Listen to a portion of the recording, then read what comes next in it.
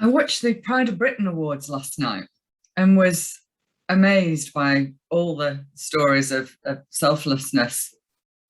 But one in particular um, struck a chord with me. The charity fundraiser of the year was awarded to an ex-military guy called Mark Ormerod. Now, Mark, back in 2005, was the very first, sadly, triple amputee of the Gulf War. Now, I've been lucky enough to actually meet Mark, so it was lovely, obviously, to see somebody that I knew and a couple of other colleagues of his in the audience.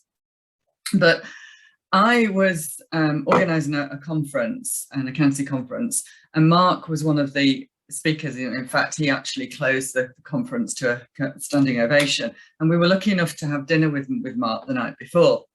And one of the things that stuck in my mind with Mark was the sheer focus and determination of where he wanted to go and what he wanted to do.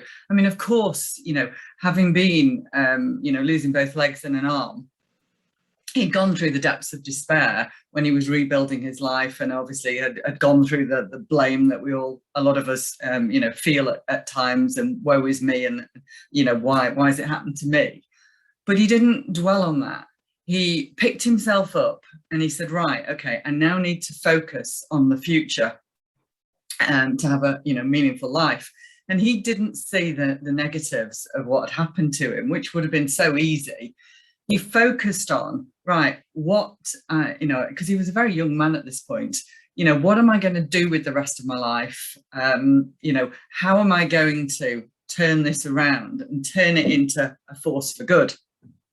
So he focused on, and he said to me, in the word disability, all he can see is ability. And it was very much about that, right?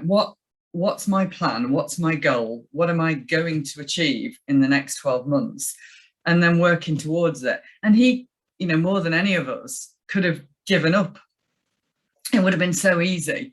I mean, on his road to recovery, for example, obviously he went through an awful lot of heartache, an awful lot of negativity and feelings, obviously the perception from other people that he met, and also pain, and effort, and the sheer determination to get up and start walking, just so much more effort to do the basic things of life, like eating and everything, was just so much harder for him than the rest of us. And yet he's gone on to do great things and obviously raise, an awful lot of money for charities, especially around the military, obviously, and to get his life back on track. So for me, we're getting towards the end of the year. So I thought, how can we translate that into a kind of business message? And it, all of us go through peaks and troughs of business. We all have things that challenges, things that happen to us that knock us off our feet, and we're really upset. We don't know where to go, what the next step should be. But what Mark did was have a plan, and that's what I wanted to get across in this message. Was, it would be so easy, wouldn't it, for Mark to have just drifted, and obviously got back to health and got back to walking, but then just lived a kind of mediocre life and not really done anything and just drifted, like, a lot of people do. But he didn't. He had the drive and determination. And as business owners, what are you going to do in the next 12 months? Are you going to we've come out of a pandemic, we've all been knocked off our feet, and now's the time to rebuild and refocus. And, you can have a mediocre 2022, or you can build the best year ever. But it does require you to put some effort in and to know what you want from life, what that means to you, what's going to get you through the difficulties, and what that looks like in terms of a plan. How many leads do you need? What's the cost? What's the marketing cost? What's the cost of your business? What do you want for your family? And build that into a plan.